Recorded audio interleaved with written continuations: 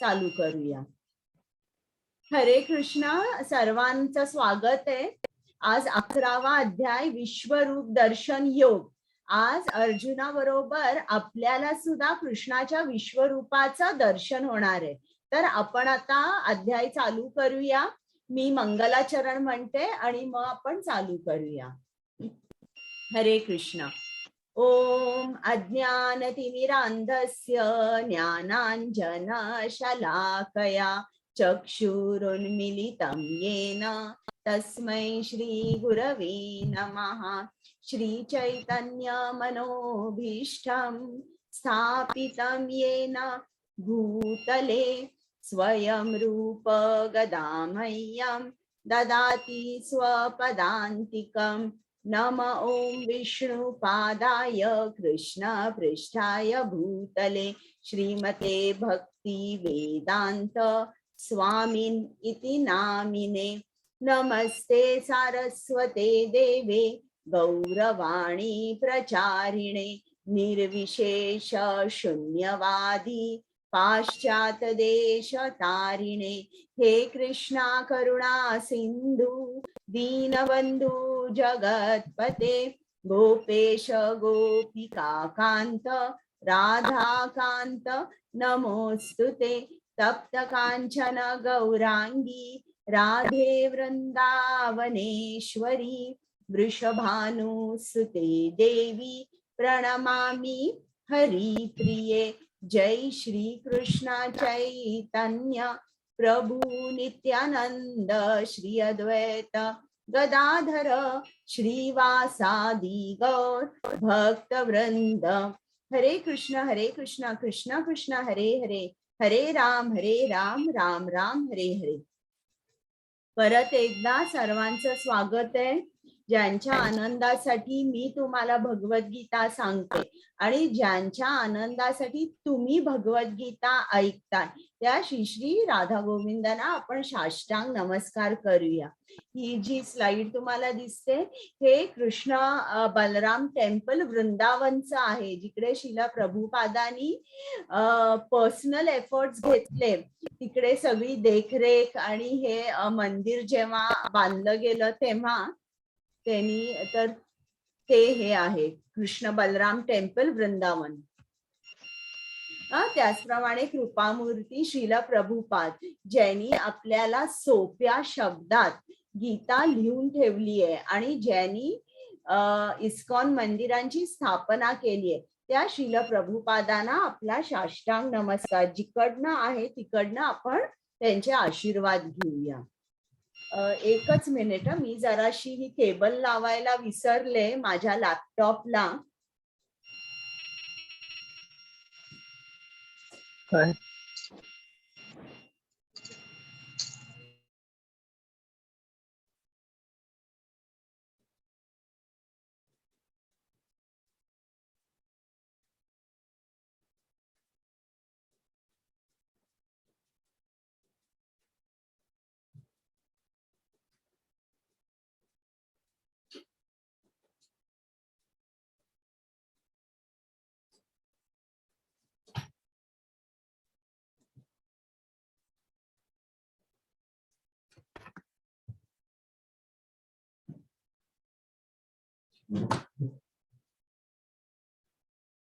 आता आपण चालू करूया. हरे कृष्णा. हरे कृष्ण माताजी. हरे कृष्ण माताजी.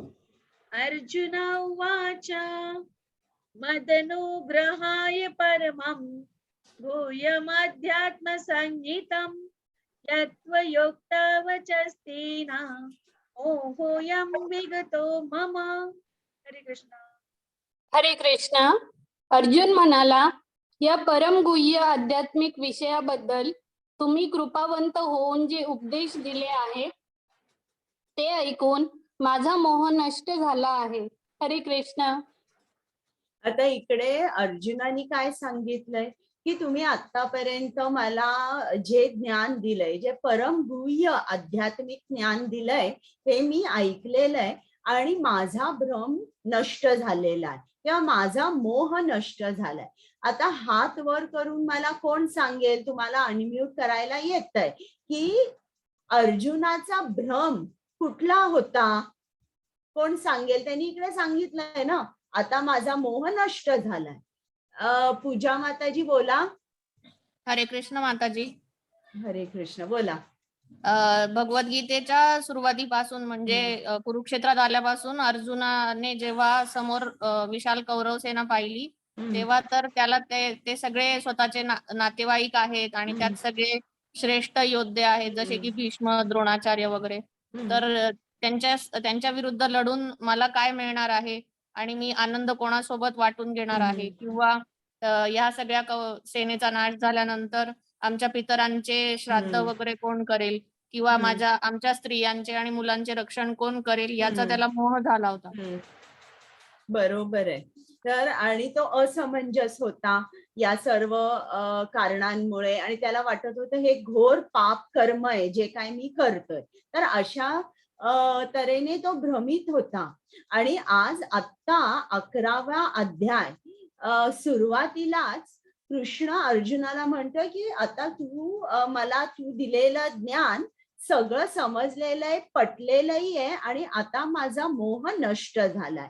आता 10वा अध्याय आपण 3 दिवस झाले 10वा अध्याय आपला झाला. आता जराशी थोडीशी तुमच्याकडून मी रिव्हिजन करून घेते की 10व्या अध्यायाचं नाव काय होतं, कोण सांगेल?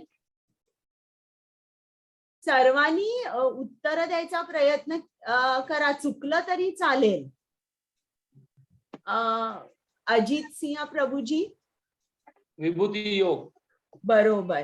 मग कोणी सांगू शकेल का की त्यांनी कुठल्या कुठल्या विभूतींचं दर्शन दिलं अर्जुनाला, कोणकोणत्या विभूत्यांबद्दल त्यांनी सांगितलं? कुठलंही सांगा, असं नाहीये की सगळ्या आल्या पाहिजेत. त्यांनी 82 विभूत्यांचं अर्जुनाला सांगितलं, 82 ऑप्युलन्सेस. पण मी तुम्हाला म्हणत नाही सगळे सांगा, थोडे सांगा जे काय आठवतात ते.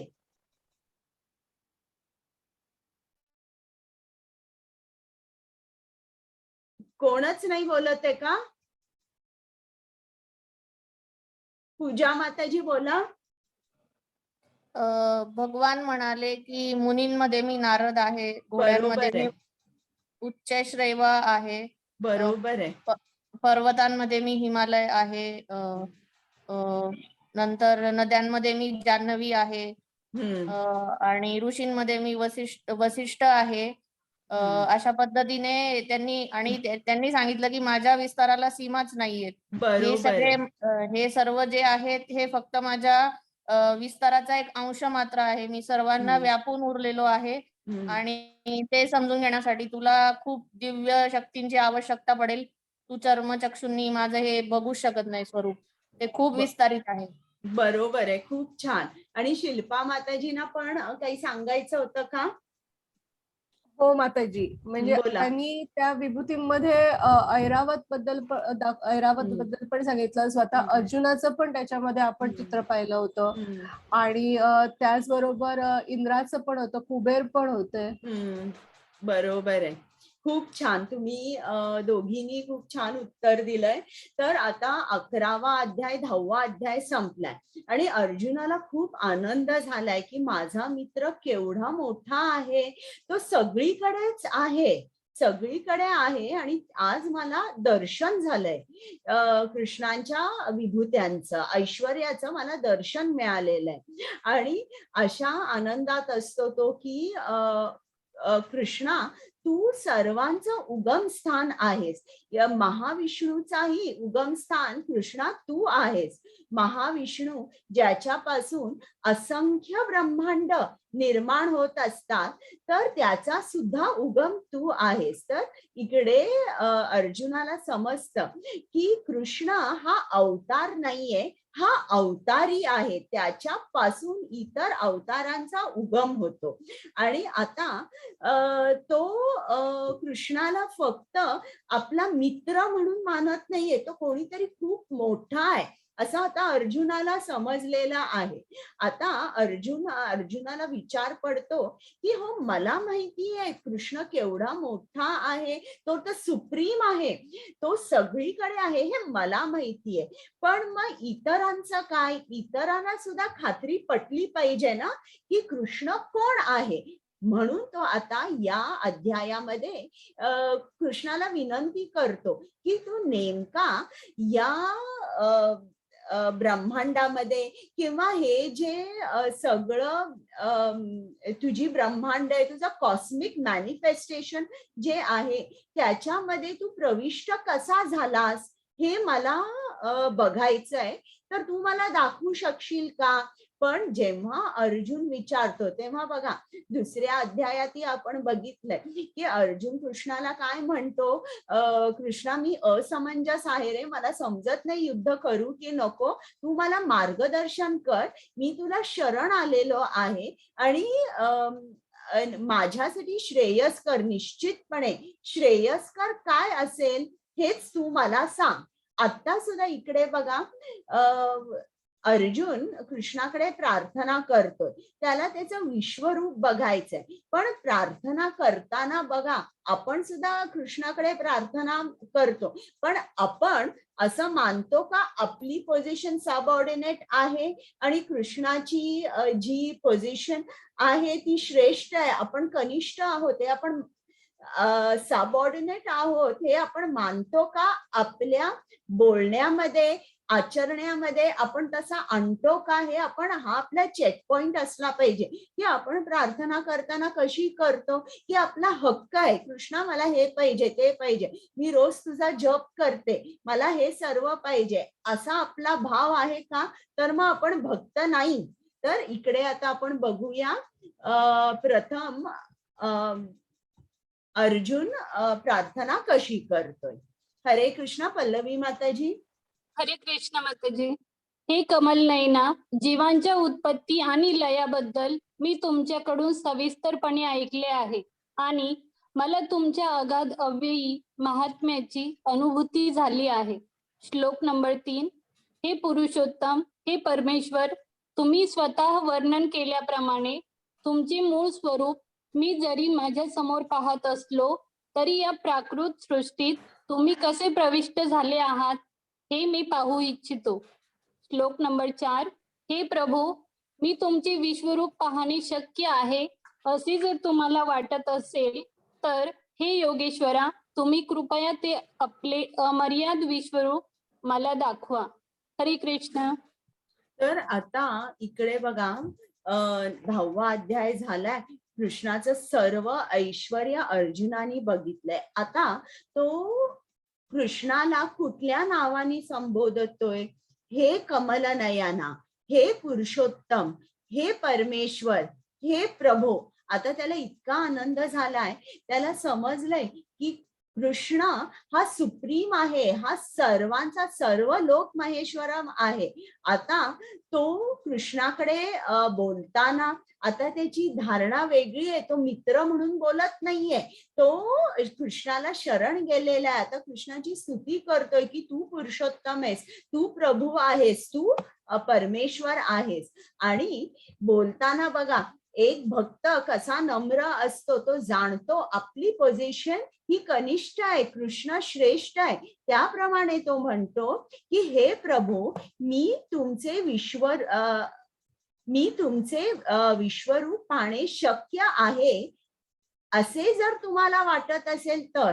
म्हणजे आपण सुद्धा कृष्णाकडे प्रार्थना करताना असंच म्हणायचंय की आपल्याला एखादी गोष्ट पाहिजे असेल तर हे योगेश्वरा, तुम्ही कृपया करून, जर तुम्हाला वाटत असेल की तुमची काय इच्छा असेल तर ती जर त्याच्यामध्ये माझं कल्याण असेल तरच मला ती प्रदान करा.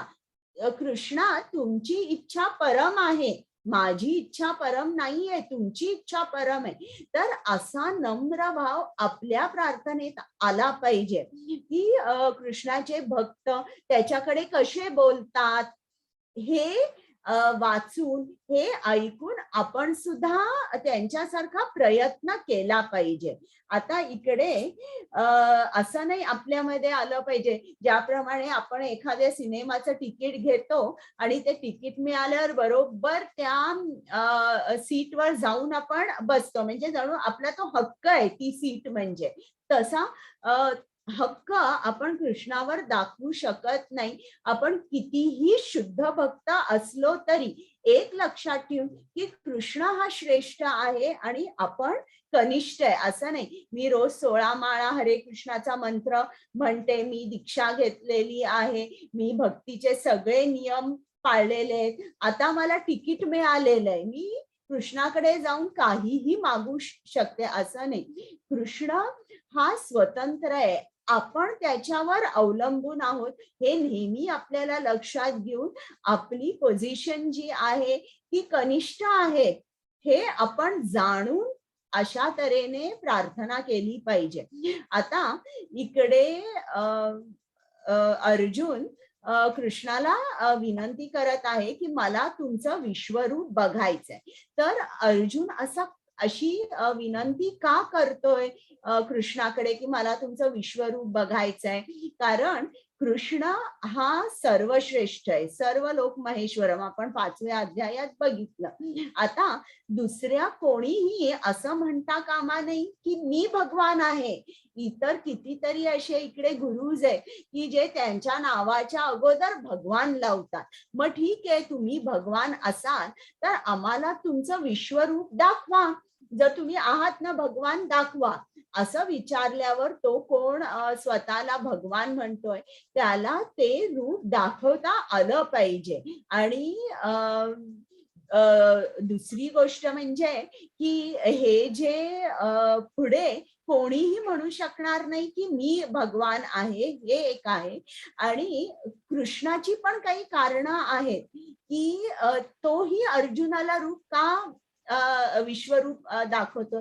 कारण एक म्हणजे तो भक्तवत्सल आहे, त्याचे भक्त जे जे काय त्याला विचारतात त्यांच्या मागण्या तो पुऱ्या करतोच करतो. आणि त्याला दाखवायचंय विश्वरूप.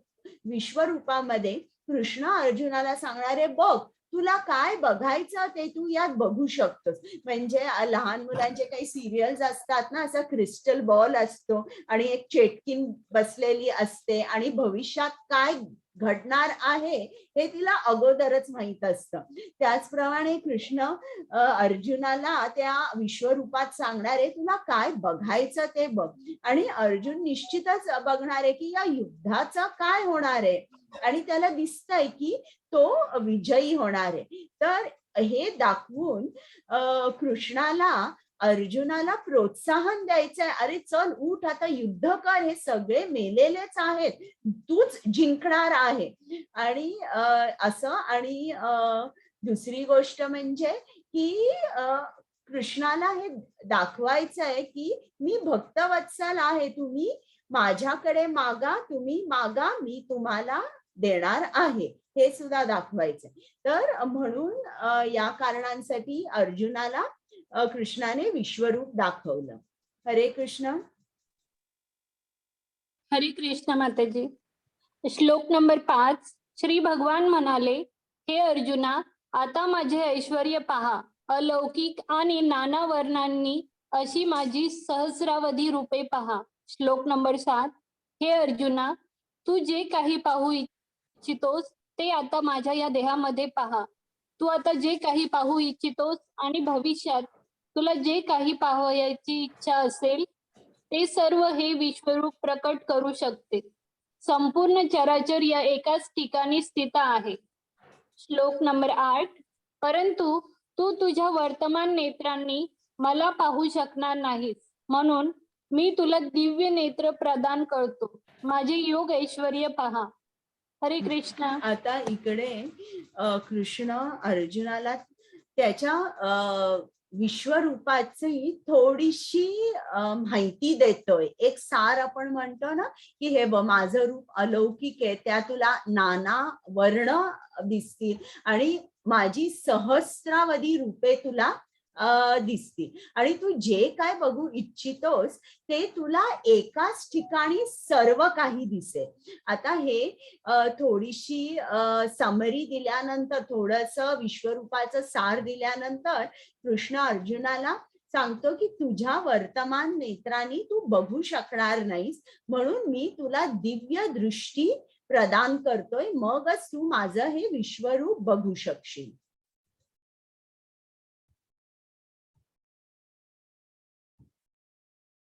हरे कृष्ण. हरे कृष्ण.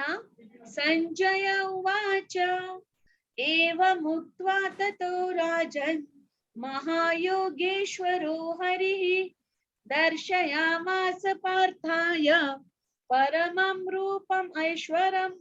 हरे कृष्ण. हरे कृष्ण. संजय म्हणाला, हे राजा, या प्रकारे बोलून महायोगेश्वर पुरुषोत्तम भगवंतांनी अर्जुनाला आपले विश्वरूप दाखविले. हरे कृष्ण. आता संजय हे रिपोर्टिंग करतोय की युद्धभूमीवर काय काय चालू आहे आणि धृतराष्ट्र ऐकतोय. आता मला सांगा, तुम्हाला धृतराष्ट्राचा चेहरा कसा वाटतोय? तुम्ही अनम्यूट करू शकताय, सांगा. पूजा माताजी. आणि आश्चर्यचकित वाटतोय. चिंतित. चिंतित, बरोबर आहे. आणि कोणाला काही वेगळं सांगायचं आहे का? याहून वेगळं? चालेल. घाबरलेला पण आहे माताजी, म्हणजे थोडासा. हो. आणि मेधा माताजी, तुम्ही पण अनम्यूट झालाय. गोंधळाला चेहरा दिसतोय. बरं, चालेल. तर आता इकडे धृतराष्ट्र बघा घाबरलेला आहे. आता काय, हे जे विश्वरूप जेव्हा तो ऐकतोय तेव्हा तो घाबरून जातो. का तो घाबरून जातो? कारण त्याला चिंता अशी असते की आता हे माझे पुत्र जिंकणार का युद्ध? कृष्ण कोणाच्या पक्षात आहे? आणि कृष्ण असा आहे की त्याचं जे विश्वरूप जेव्हा संजय त्याला सांगणार आहे तेव्हा संजय सांगणार आहे अशी कुठलीच जागा नाहीये जिकडे कृष्ण नाहीये. तर मग आता माझ्या पुत्रांचं काय होणार याची चिंता पण आहे आणि अतिशय घाबरलेला आहे. आणि इकडे पुढे या विश्वरूप बघून जे असुर आहेत, जे नास्तिक आहेत, त्यांना किती भीती वाटलेली आहे हे पण आहे. म्हणजे आपल्या लक्षात येतं की हे जे विश्वरूप आहे, जे ते भयानक रूप बघून सगळे जे असुर आहेत ते इकडे तिकडे पळायला लागतात. त्यांना ते विश्वरूपासमोर जरा सुद्धा वेळ थांबू शकत नाही. हरे कृष्ण. पल्लवी माताजी. हरे कृष्ण माताजी. श्लोक नंबर 10 आणि 11. अर्जुनाने या विश्वरूपात असंख्य मुखी, असंख्य नेत्रे, असंख्य अद्भुत दृश्य पाहिली. हे रूप अनेक अलौकिक अलंकारांनी विभूषित झालेले आणि अनेक दिव्य शस्त्रांनी सज्ज झालेले होते. या विश्वरूपाने अनेक दिव्य वस्त्रे आणि माळा धारण केल्या होत्या आणि अनेक दिव्य सुगंधी द्रव्यांचा त्याच्या शरीराला लेप दिला होता. विश्वरूपाच्या बाबतीत सर्वच अद्भुत, तेजस्वी, अनंत आणि सर्वव्यापी होते. श्लोक नंबर 12. आकाशामध्ये एकाच वेळी जर हजारो सूर्यांचा उदय झाला तर कदाचित त्यांचे तेज भगवंतांच्या विश्वरूपातील तेजाची बरोबरी करू शकेल. हरे कृष्ण. तर आता इकडे बघा, कृष्ण त्याचं विश्वरूप दाखवतोय. त्या विश्वरूपात असंख्य मुखे, नेत्र आणि सगळं काही तेजपुंज आहे. आणि आपल्याला या सृष्टीमध्ये सर्वात तेजस्वी गोष्ट म्हणजे फक्त सूर्य माहितीये. त्याही सूर्याकडे आपण काही क्षण देखील बघू शकत नाही. तर असं हे इतकं तेजस्वी आहे की जणू हजारो सहस्त्र सूर्यांचा उदय झाला इतके तेज तिकडे होते. आणि हे जे अर्जुन विश्वरूप बघत होता, कृष्ण तिकडेच बसला होता, त्या रथावरच बसला होता आणि त्याच्या पाठीमागे त्यांनी त्याचं सगळं विश्वरूप दाखवलं. म्हणजे हे जे ही जी कृष्णाची किमया आहे किंवा हे जे काही तो दाखवतो तो एका ठिकाणी बसलाय आणि त्याच्या पाठीमागे त्याचंच रूप आहे. याला अचिंत्य भेदाभेद तत्व म्हणतात की मूळ कृष्ण जो आहे तो रथावर आहे, पण पाठी त्याचं असं विश्वरूप आहे की जे अनंत आहे.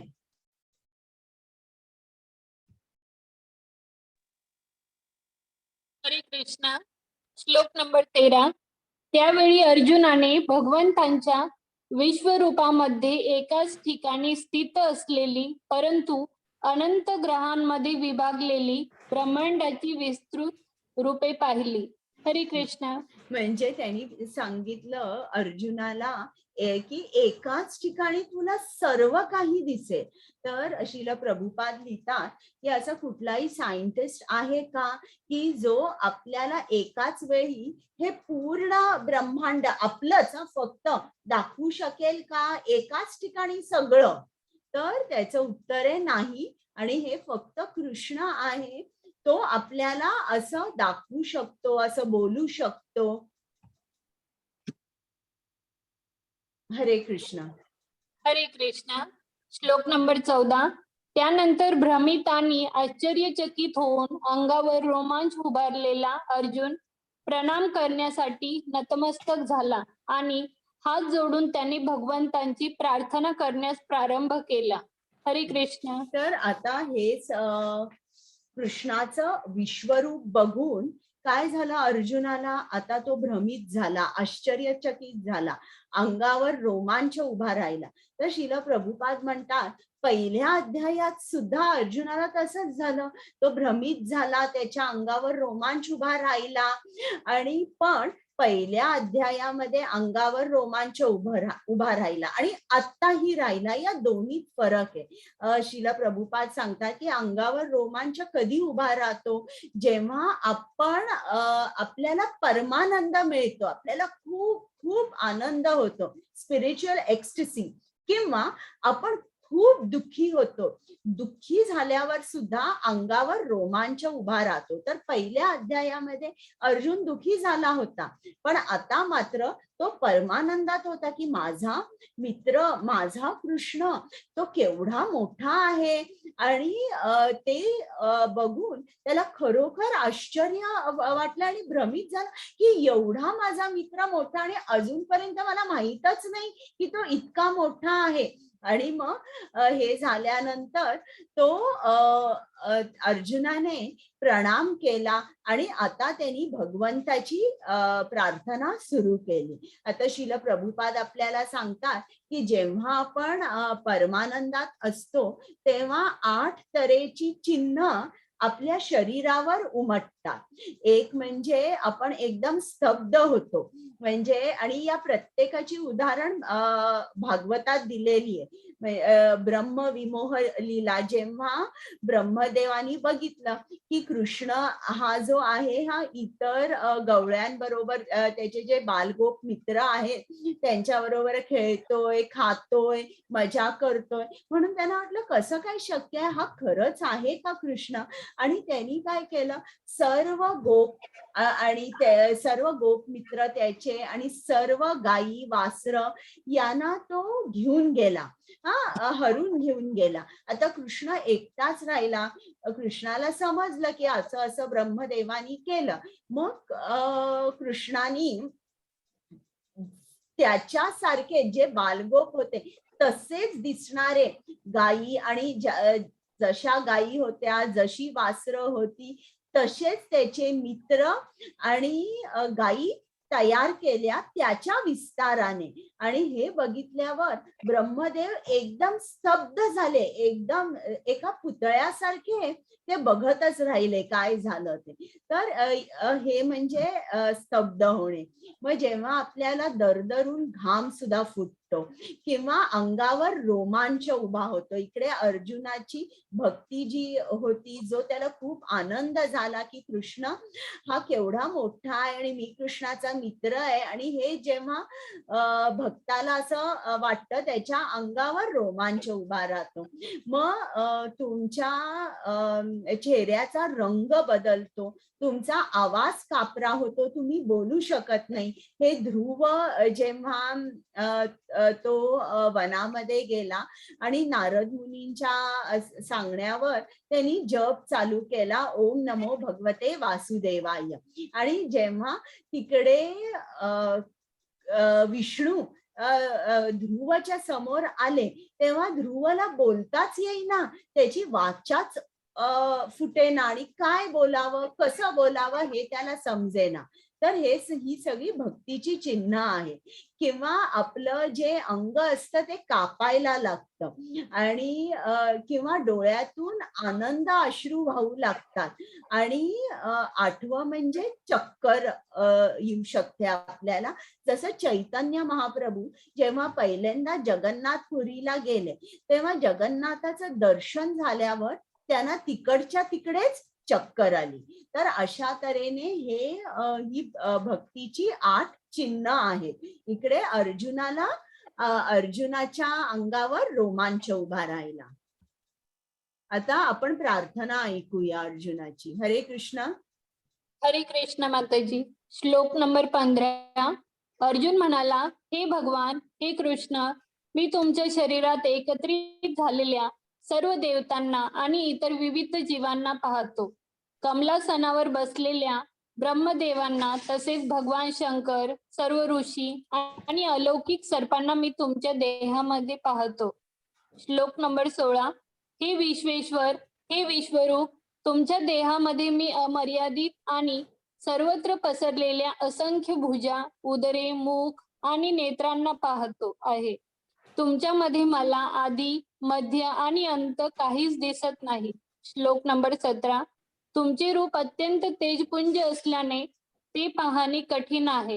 हे तेज प्रज्वलित अग्नी किंवा सूर्याच्या अपरिमित तेजाप्रमाणे सर्वत्र व्यापले आहे. तरीही अनेक मुकुट, गदा आणि चक्रांनी सुशोभित झालेले हे कांतिमान मी सर्वत्र पाहत आहे. हरे कृष्ण. म्हणजे इकडे अर्जुन कृष्णाला सांगतोय आणि संबोधतोय कसा, हे विश्वेश्वर, हे विश्वरूप, आणि तो सांगतोय हो मला सगळं काही दिसतंय. ही 14 लोक जी आहेत त्या वरचं जे लोक आहे, जे ब्रह्मलोक आहे, तिकडे मला कमलावर स्थित असलेले ब्रह्मदेव सुद्धा दिसतायत. म्हणजे मला सर्व काही दिसतंय हे तो सांगतोय. आणि हे जे रूप आहे खूप तेजपुंज आहे, परत परत अर्जुन सांगतोय. आता पुढे आता याची प्रार्थना सुरू झाली, नीट ऐका. हरे कृष्ण. हरे कृष्ण माताजी. एक मिनिट, स्लाइड डिस्प्ले नाही झाली. श्लोक नंबर 18. तुम्ही परम अक्षर ज्ञेय आहात. या संपूर्ण विश्वाचे परम आश्रयस्थान तुम्ही आहात. तुम्ही अव्ययी आणि पुरातन आहात. तुम्ही शाश्वत धर्माचे पालक पुरुषोत्तम भगवान आहात, हे माझे मत आहे. श्लोक नंबर 19. तुम्ही आदी, मध्य आणि अंतरहित आहात. तुमचा महिमा अगाध आहे. तुम्हाला असंख्य बाहू आहेत. चंद्र आणि सूर्य तुमचे नेत्र आहेत. तुमच्या मुखातून बाहेर पडणारा अग्नी संपूर्ण विश्वाला तुमच्याच तेजाने तप्त करीत असल्याचे मी पाहत आहे. श्लोक नंबर 20. तुम्ही एकट्याने संपूर्ण आकाश, ग्रहलोक आणि त्यांच्यामधील सर्व दिशा व्याप्त केल्या आहेत. हे महात्मन, तुम्ही हे उग्र आणि अतिशय अद्भुत रूप पाहून सर्व ग्रहलोक अतिशय व्यथित झाले आहे. श्लोक नंबर 21. सर्व देवतागण तुम्हाला शरण येऊन तुमच्यामध्ये प्रवेश करीत आहेत. त्यांच्यापैकी काही अत्यंत भयभीत झाल्यामुळे हात जोडून तुमची प्रार्थना करीत आहेत. महर्षीगण आणि सिद्धगण स्वस्ती म्हणजे शांती असे म्हणून वैदिक स्तोत्रांनी गायन करून तुमची स्तुती करत आहेत. श्लोक नंबर 22. रुद्रगण, आदित्यगण, वसुगण, साध्वेगण, विश्वदेव, अश्विन कुमार, मरुदगण, पितृगण, गंधर्व, यक्षगण, असुर आणि सिद्ध देवता विस्मित होऊन तुम्हाला पाहत आहेत. हरे कृष्ण. आता इकडे शिला प्रभुपादांनी लिहिलंय बघा की कृष्ण आहे अशी कुठलीच जागा नाहीये जिकडे कृष्ण नाहीये. संपूर्ण आकाश, ग्रहलोक आणि त्यांच्यामधील सर्व दिशा आहेत, तिकडे कोण आहे? फक्त कृष्णच आहे. आणि हे रूप तुमचं उग्र आणि अद्भुत रूप पाहून देवता काय झाले? ते भयभीत झालेले, ते घाबरलेले. आणि जेव्हा कृष्णाचा भक्त घाबरतो तो काय करतो? लगेच कृष्णाला शरण जातो, त्याची प्रार्थना करायला लागतो आणि स्तुती करायला लागतो. तर अशा तऱ्हेने आपल्याला समजतं, शिला प्रभुपाद लिहितात तात्पर्यामध्ये की जे देव देवता होते ते पण आपल्या आपल्या विमानात आले होते, आकाशामध्ये स्थित होते आणि त्यांना सुद्धा कृष्णाचं विश्वरूप त्यांनी बघितलं. ते घाबरले आणि तिकडेच ते प्रार्थना करत होते. इकडे दिलंय की महर्षीगण, सिद्धगण वैदिक स्तोत्रांनी गायन करू लागले. तर असं आपल्याला समजतं की अर्जुनाबरोबर इतर देव देवतांना सुद्धा या विश्वरूपाचं दर्शन झालं. हरे कृष्ण. हरे कृष्ण माताजी. श्लोक नंबर 23. हे महाबाहू, देवतांसहित सर्व लोक तुमचे अनेक नेत्र, मुखे, भुजा, जांघा, पाय, उदरे आणि अनेक अकराळ विक्राळ दाढा असणारे महाकाय रूप पाहून अतिशय व्यथित झाले आहेत आणि त्यांच्याप्रमाणेच मी सुद्धा व्यथित झालो आहे. श्लोक नंबर 23. हे सर्व व्यापी विष्णू, अनेक तेजस्वी वर्णांनी युक्त तुम्ही, आकाशात भिडलेली तुमची आव असलेली मुखे आणि प्रदीप्त विशाल नेत्रे असलेले रूप पाहून माझे मन भयाने व्यथित झाले आहे. त्यामुळे मी धैर्य आणि मानसिक संतुलन राखू शकत नाही. हरे कृष्ण. आता बघा इकडे अर्जुन खूप घाबरलेला आहे. त्याचं विश्वरूप बघून, त्याच्या दाढा बघून, असंख्य मुखे, असंख्य नेत्रे बघून तो खूप व्यथित झालेला आहे. आणि तो सांगताना असं सांगतोय की फक्त मी व्यथित झालेलो नाही, इतर पण खूप भयभीत झालेले आहे. आणि त्यामुळे मी माझं मानसिक संतुलन राखू शकत नाही. म्हणजे तो घाबरलेला आहे अर्जुन. आता कुमुद माताजी. माताजी मी येते 10 मिनिटांमध्ये. बरं चालेल या. तर इकडे श्रील प्रभुपाद सांगतात की हे जे विश्वरूप आहे, हे विश्वरूपावर आपण प्रेम करू शकत नाही. तर त्यांनी उदाहरण देताना सांगितलंय की एक छोटा मुलगा आहे आणि त्याचे वडील पोलीस मध्ये आहेत आणि त्या मुलाला त्याचे वडील खूप आवडतात. पण एकदा हे वडील घरी पटकन मध्येच ड्युटी सोडून येतात आणि कसे असतात, त्यांच्या हातामध्ये गन असते, त्यांच्या पाठीमागे शिपाई असतात आणि काहीतरी राहिलेलं असतं म्हणून ते घरी आलेले असतात. तर त्यांचं ते रूप बघून तो जो त्यांचा लहान मुलगा आहे तो आपल्या वडिलांकडे जात नाही. त्या रूपाला तो घाबरतो. तो म्हणतो नको, मला हे युनिफॉर्म मध्ये आणि हातामध्ये गन आहे, एका हातात एक दंडा आहे, हे बघून तो घाबरतो मुलगा. तर त्याचप्रमाणे हे जे विश्वरूप आहे, हे या विश्वरूपात प्रेमाचा आदान प्रदान होऊ शकत नाही. तर हे सगळं बघून अर्जुन घाबरलेला आहे. आणि आता आपण बघूया आणि काय तो बघणार आहे. हरे कृष्ण. पल्लवी माताजी. हरे कृष्ण माताजी. श्लोक नंबर 26 आणि 27. स्वपक्षीय राजांसहित सर्व धृतराष्ट्र पुत्र, भीष्म, द्रोण, कर्ण आणि आमच्या पक्षातील मुख्य योद्धे पण तुमच्या मुखात त्वरित प्रवेश करीत आहेत. काही जण तुमच्या दातांमध्ये अडकून त्यांच्या मस्तकांचा चुराडा झाल्याचे मला दिसत आहे. श्लोक नंबर 28. ज्याप्रमाणे नद्यांचे अनेक प्रवाह समुद्रात प्रवेश करतात, त्याप्रमाणे हे सर्व महान योद्धे प्रज्वलित होऊन तुमच्या मुखामध्ये प्रवेश करीत आहेत. हरे कृष्ण. आता अर्जुन बघतोय की युद्धाचं काय होणार आहे आणि त्याला हे दिसतंय की सर्व कौरव सेना आणि त्याची पण सेना ही सगळी या सेनेचा नाश होणार आहे आणि हे फक्त जे 5 पांडव आहेत हे जीवित राहणार आहे. आणि त्यांनी इकडे बघितलंय की कृष्णाच्या तोंडामध्ये हे सगळी ही कौरव सेना प्रवेश करीत आहे आणि तो दातांनी त्यांचा चुरडा करत आहे. तर ज्याप्रमाणे अनेक नद्यांचे अनेक प्रवाह समुद्रातला जाऊन मिळतात, त्याचप्रमाणे हे सगळी जी विशाल सेना आहे ही कृष्णाच्या मुखामध्ये प्रवेश करत आहे. आणि हे बघितल्यानंतर अर्जुन आणि भयभीत होतो आणि तो कृष्णाला विचारतो, कृष्णा तू कोण आहेस हे मला सांग. आता आपण ऐकूया कृष्णाचं उत्तर काय आहे. हे नाही आहेत का कुमुद मातेजीने हा चालेल, मी जरा वाचते. 11.32 आहे ना. येस माते.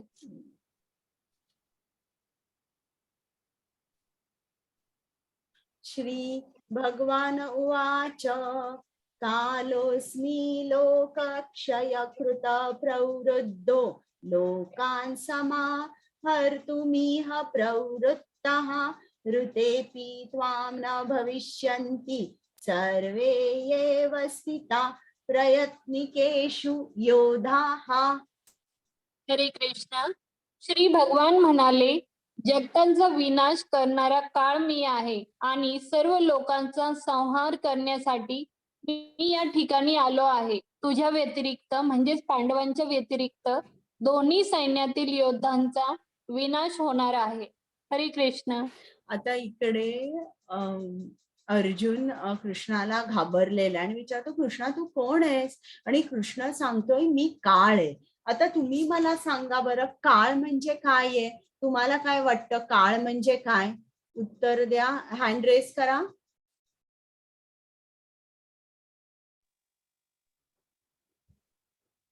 संदेश प्रभूजी बोला. काळ म्हणजे प्रेझेंट कंडिशन मध्ये जो काय कंट्रोल करणार आहे फ्युचर साठीचा, त्याला तो स्वतःला काळ असं म्हणू शकतो. बर, अजित सिंह प्रभूजी. मृत्यू. बर, पूजा माताजी. अर्जुनाने नुकतंच पाहिलं की श्रीकृष्ण सर्वांना व्यापून आहे. म्हणजे ब्रह्मा, विष्णू, महेश, यम या ज्या देवता आहेत या सर्व त्याचीच रूपे आहेत याचं त्याने दर्शन घेतलं आणि तो खूप भयभीत झाला. आणि त्याला हे कळून चुकलं की सगळं काही कृष्णाच्या अधीन आहे. सर्वोच्च नियंत्रक हा कृष्ण आहे. तर त्यात जन्म मृत्यूचं जे चक्र आहे ते नियंत्रण करणाराही कृष्ण आहे. त्यामुळे तो स्वतःला काळ म्हणून घेतोय. जगताला निर्मित करणाराही आणि त्याचा नाश करणाराही श्रीकृष्णच आहे. बरोबर आहे. गायत्री माताजी बोला.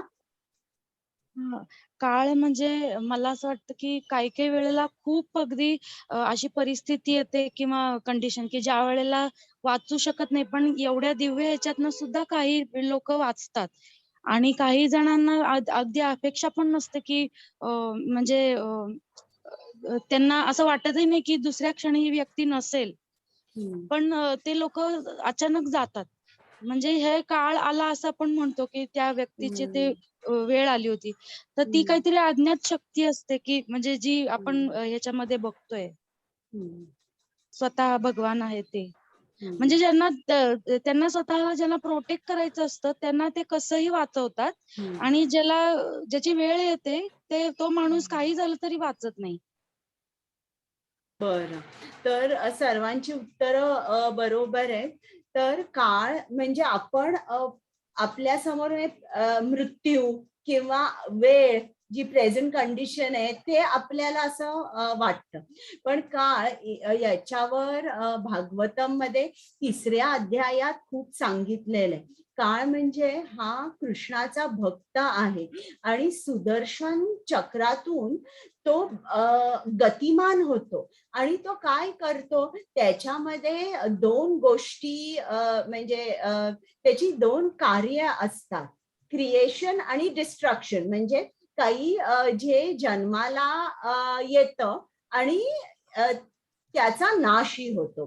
तर आता काळ जो आहे तो बघा, भक्तांना आणि अभक्तांना हा वेगवेगळा असतो. तो अतिशय शक्तिमान असतो आहे आणि तुम्ही जर भागवतम वाचलं तर तुमच्या लक्षात येईल आपलं जे सायंटिफिक नॉलेज आहे ते कुठेही या शास्त्राच्या जवळ सुद्धा जाऊ शकत नाही. आता जे अभक्त असतात ते खूप काही काही करतात, खूप प्रोजेक्ट्स असतात त्यांचे किंवा त्यांचा बिझनेस असतो.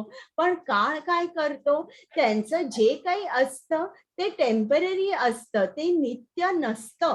ते त्याचा विनाश करणं मुख्यतः, की जे कृष्णाचे भक्त नाही आहेत ते जे काही करतात त्याचा विनाश हा काळ करतो. आणि कृष्णाचे मात्र जे भक्त असतात त्यांच्यासाठी काळ थांबतो. आपण इंग्लिशमध्ये म्हण आहे ना, time and tide waits for no man.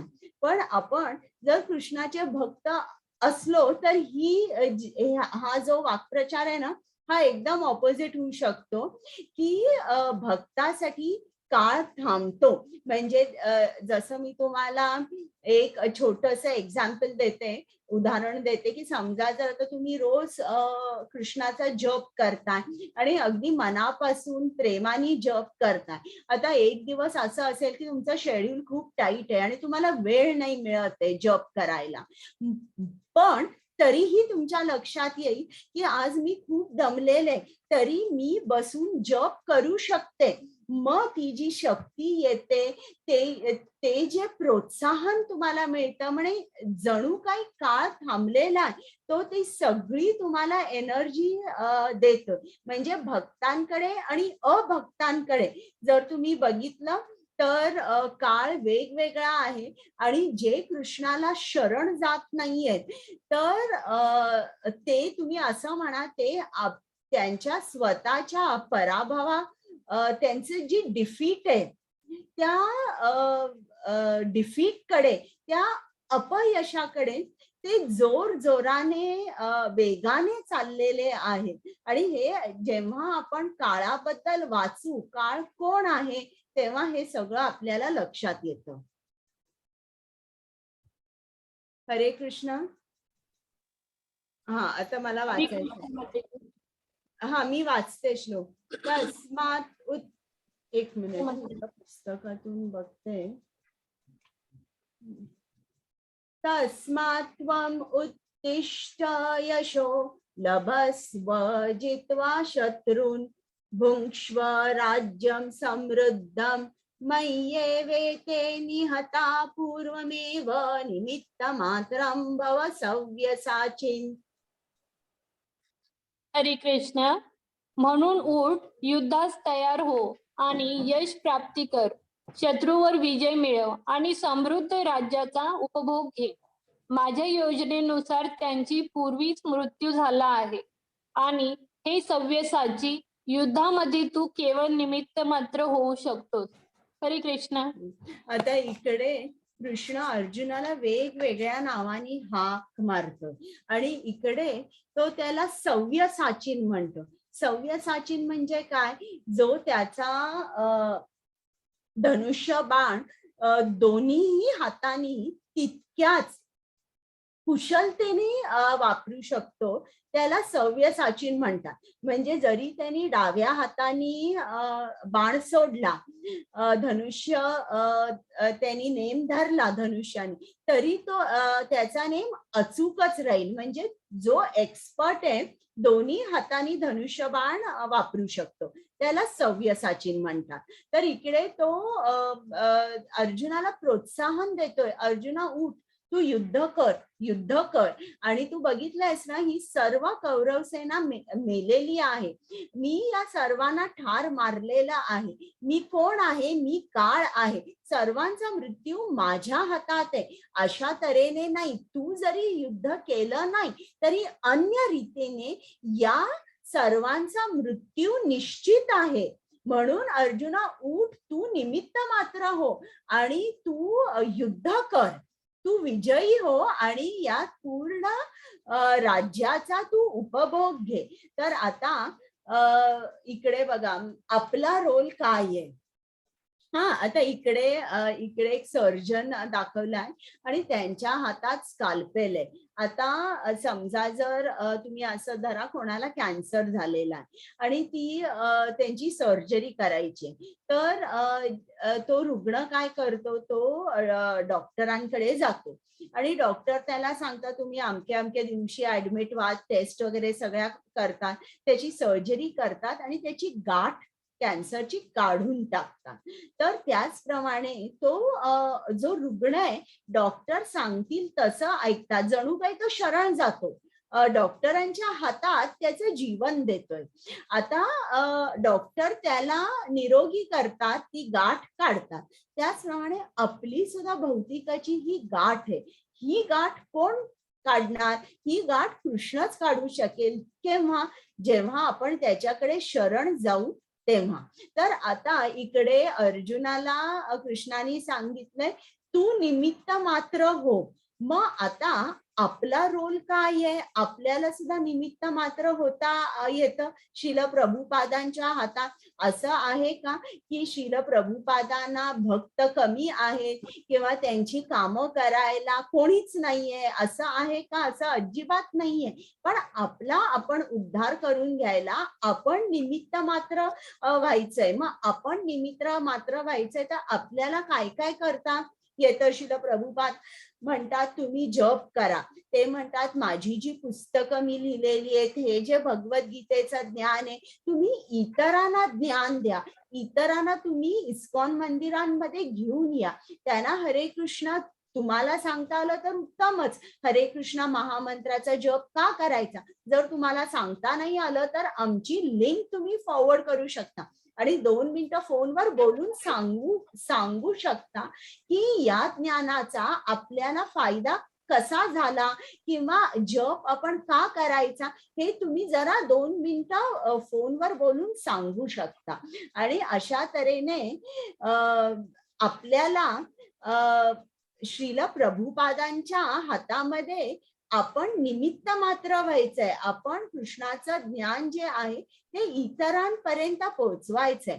आता चैतन्य महाप्रभू होते, तर ते चैतन्य महाप्रभू म्हणायचे की ते स्वतःला असं म्हणायचे की मी दासानु दास आहे. म्हणजे 3दा म्हणजे कृष्णाचा जो दास आहे त्या दासाचा मी दास आहे.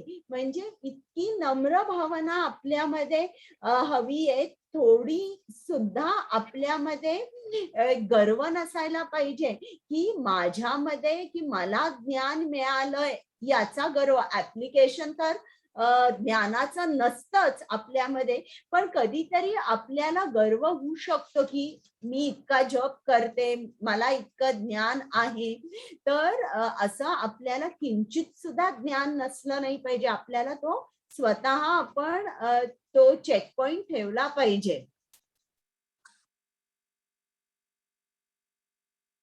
हरे कृष्ण. हरे कृष्ण माताजी. श्लोक नंबर 34. द्रोण, भीष्म, कर्ण आणि इतर महान योद्ध्यांना मी पूर्वीच मारले आहे, म्हणून तू त्यांचा वध कर आणि व्यथित होऊ नकोस. केवळ युद्ध कर. यामुळे युद्धामध्ये तू शत्रूवर विजय प्राप्त करशील. हरे कृष्ण. आता परत कृष्ण अर्जुनाला सांगतोय बघ, हे सगळे महान योद्धे मी पूर्वीच मारलेले आहेत. आता तुला फक्त त्यांचा वध करायचा आहे. तू घाबरू नकोस, व्यथित होऊ नकोस. हरे कृष्ण. हरे कृष्ण.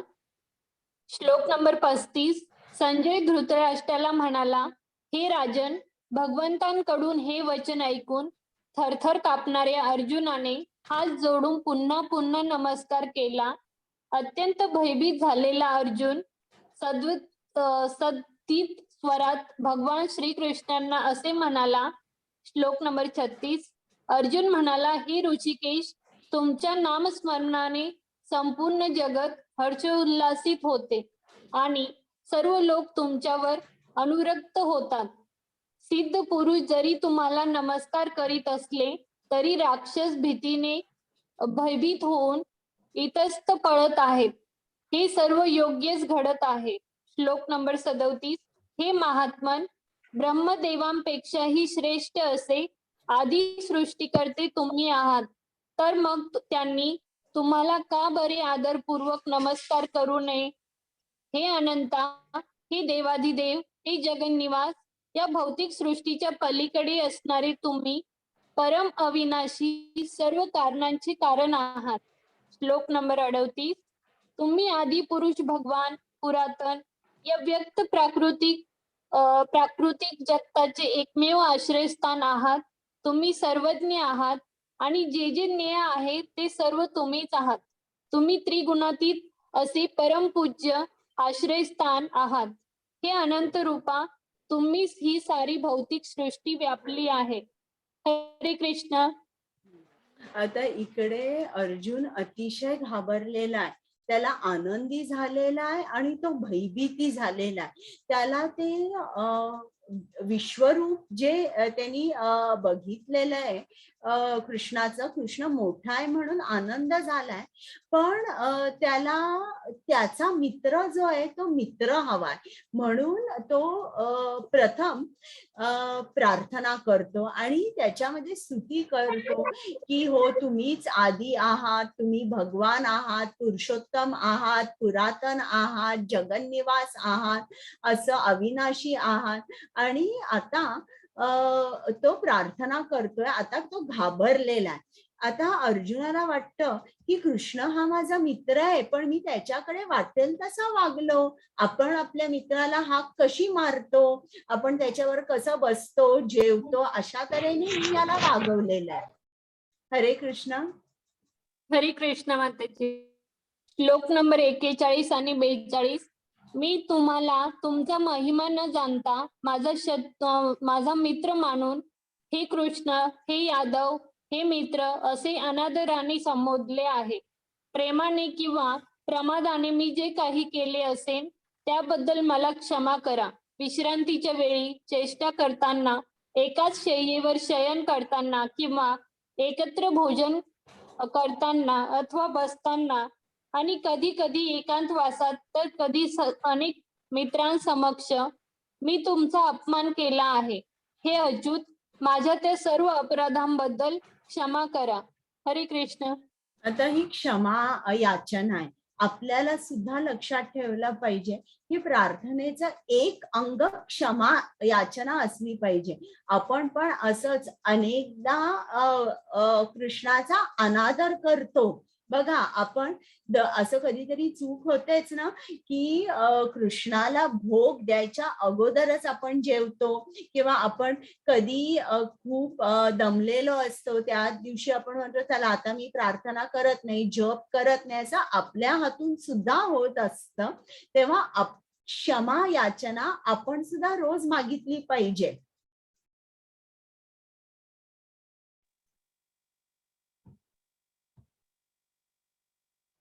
हरे कृष्ण. एक मिनिट. हरे कृष्ण मातेजी. हो, थांब एक मिनिट.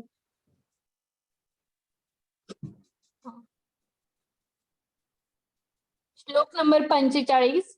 पूर्वी मी कधीही न पाहिलेले विश्वरूप पाहिल्यानंतर आनंदित झालो आहे, परंतु त्याचबरोबर भयाने माझे मन व्याकुळ झाले आहे.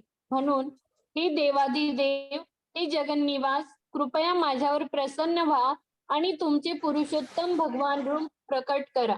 हरे कृष्ण. आता अर्जुनाला कृष्णाचं जे सौम्य रूप आहे तेच बघायचंय, त्याला विश्वरूप आणि बघायचं नाहीये. हरे कृष्ण. हरे कृष्ण. श्लोक नंबर 47. श्री भगवान म्हणाले, हे अर्जुन, मी तुझ्यावर प्रसन्न होऊन माझ्या अंतरंगा शक्तीद्वारे या प्राकृत जगतात हे परमश्रेष्ठ विश्वरूप तुला दाखविले. तुझ्या वाचून पूर्वी कोणीही हे अनंत तेजोमय आणि आद्य रूप पाहिले नाही. श्लोक नंबर 48. हे कुरुप्रवीर, तुझ्या पूर्वी माझे हे विश्वरूप कोणीही पाहिले नव्हते, कारण वेदाध्ययनाने, यज्ञाने, दानाने, पुण्यकर्माने किंवा उग्र तप करण्याने मला विराट रूपात या भौतिक जगतामध्ये पाहणे शक्य नाही. श्लोक नंबर 49. माझे हे भयंकर रूप पाहून तू व्यथित आणि भ्रमित झाला आहेस. आता हे रूप मी समाप्त करतो. हे मदभक्ता, सर्व क्लेशातून मुक्त हो. तुला जे रूप पाहण्याची इच्छा आहे ते रूप तू आता शांत चित्ताने पाहू शकतोस. हरे कृष्ण. आता अर्जुनाचं कृष्ण ऐकतोय आणि त्याचं सौम्य रूप त्याला दाखवतोय आणि सौम्य रूप दाखवल्यावर एकदाचा अर्जुनाचा जीव भांड्यात पडतोय. हरे कृष्ण. हरे कृष्ण. एक मिनिट माताजी.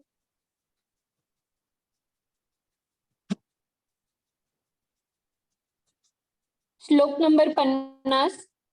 संजय धृतराष्ट्राला म्हणाला, भगवान श्रीकृष्णांनी याप्रमाणे बोलून अर्जुनाला आपले मूळ चतुर्भुज रूप आणि शेवटी द्विभुज रूप प्रकट केले आणि भयभीत अर्जुनाला धीर दिला.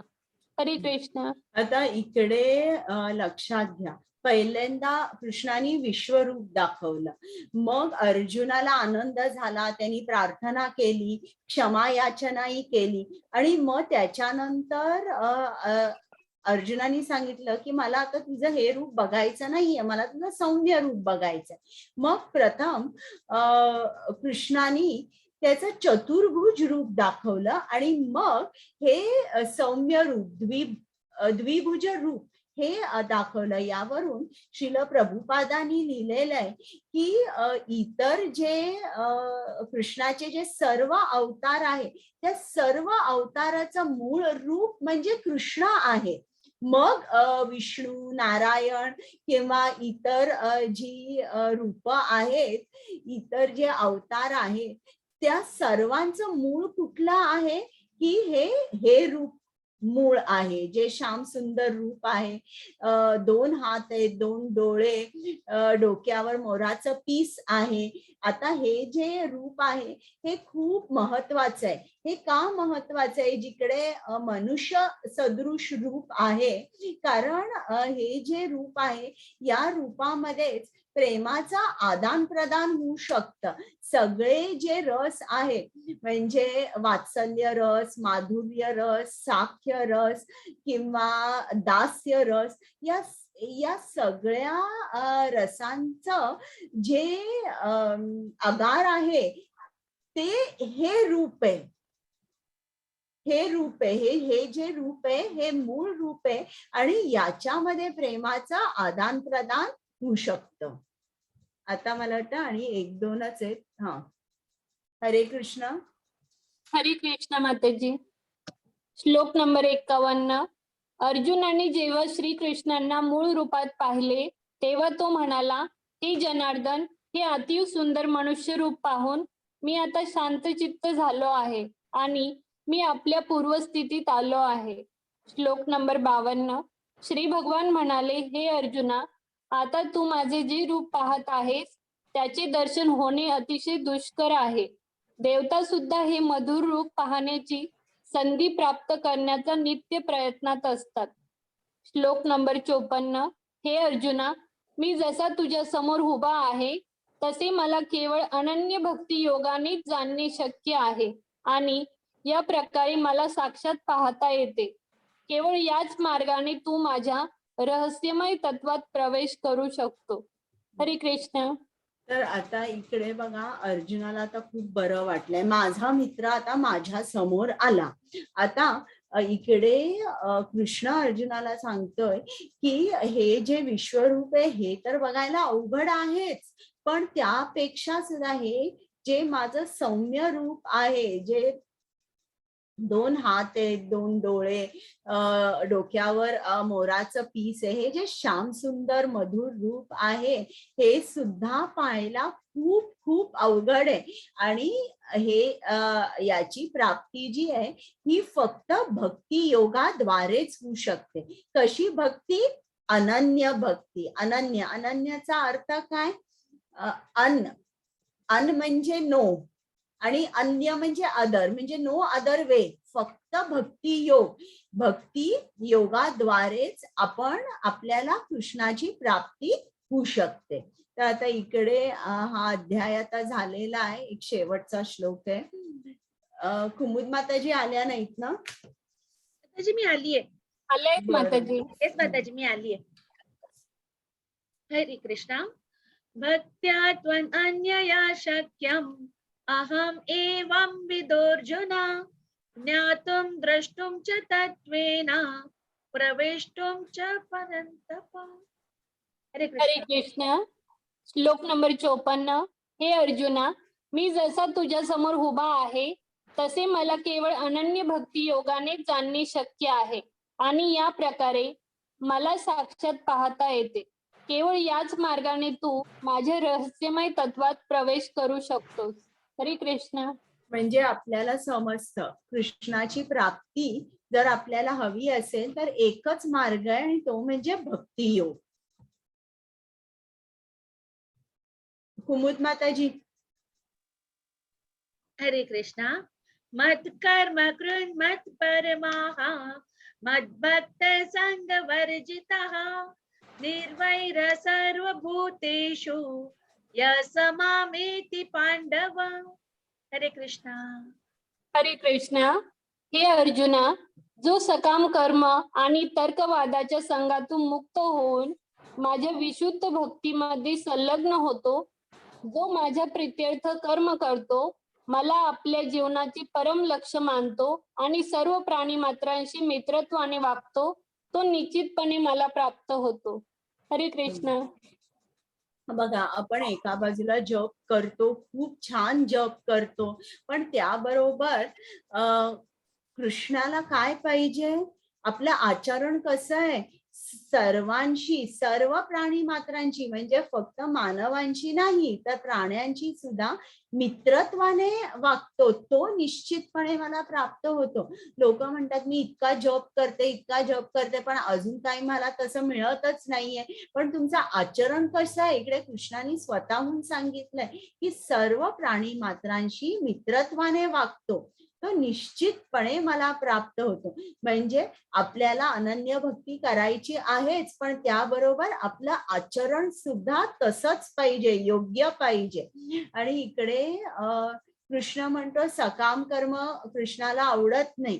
तर्कवादाच्या संघातून मुक्त होणे म्हणजे काय? तर्कवाद म्हणजे ज्ञानाची पुस्तकं उघडायची आणि नुसतं तर्क करत बसायचे की कृष्ण असा आहे, कृष्ण असा नाहीये, असं नाही, असं हे कृष्णाला मान्य नाहीये की ज्ञानाच्या आधारावर आपण तर्क करत बसायचे. आपण ऍक्च्युली भक्ती केली पाहिजे. आता तुम्हाला एक साधं उदाहरण देते. आता इकडे मी बसलीये एका खोलीमध्ये आणि बाहेर जोरात काहीतरी आवाज आला आणि मी इकडे तर्क करत बसले की ऍक्सिडेंट झालाय किंवा एक झाड पडलंय किंवा एक ट्रक उलटी पडली आहे. नाही, हा आवाज तसा नाही, कुठेतरी काहीतरी बॉम्ब असेल का आणि एका घराची भिंत पडली असेल का, अशी मी तर्क करत बसले तर मला समजणारच नाही खरं काय आहे. पण जर मी ऍक्च्युली तिकडे गेले, त्या साईटवर दार उघडून रस्त्यावर गेले की मला खरं समजेल की हा आवाज कशामुळे झाला.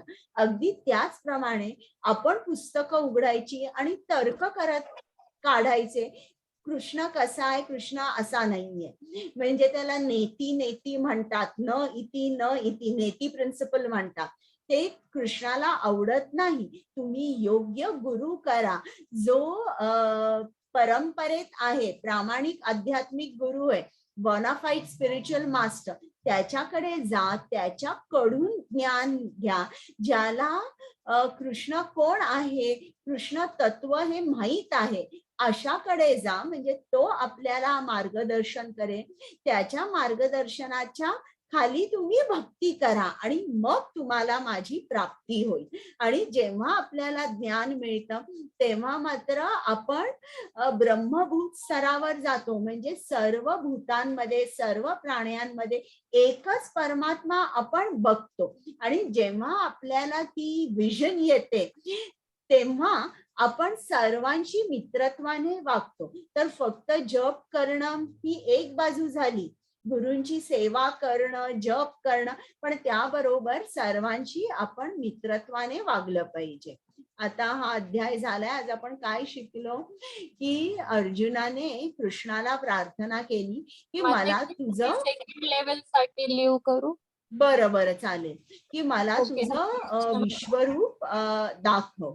आणि मग श्री कृष्ण प्रथम त्याच्या विश्वरूपाबद्दल थोडं सांगतात आणि अर्जुनाला दिव्य दृष्टी प्रदान करतात. आणि मग अर्जुनाचा काय अनुभव असतो, त्याला पहिल्यांदा प्रथम खूप आनंद होतो, पण नंतर त्याला भीती वाटते.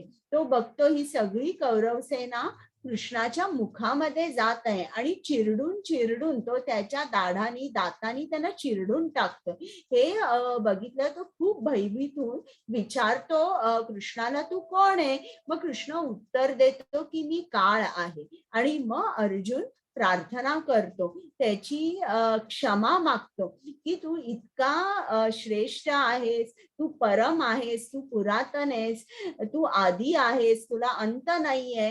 तर मी तुला मात्र मित्राप्रमाणे मी तुझ्याशी बोललो, तुला हे यादव, हे कृष्ण अशी हाक मारली. तर त्यासाठी तो क्षमा मागतो आणि विनंती करतो की मला तुझं सौम्य रूप परत दाखव, आता मला हे विश्वरूप बघायचं नाहीये. मग कृष्ण प्रथम चतुर्भुज रूप आणि मग द्विजभुज रूप त्याच्या समोर प्रकट करतो, ज्याच्यावरून आपल्याला समजतं की कृष्ण जो आहे, जो श्यामसुंदर रूप आहे, ते कृष्णाचं मूळ रूप आहे. आणि इतर जे त्याचे अवतार आहेत ते या मूळ रूपापासून येतात.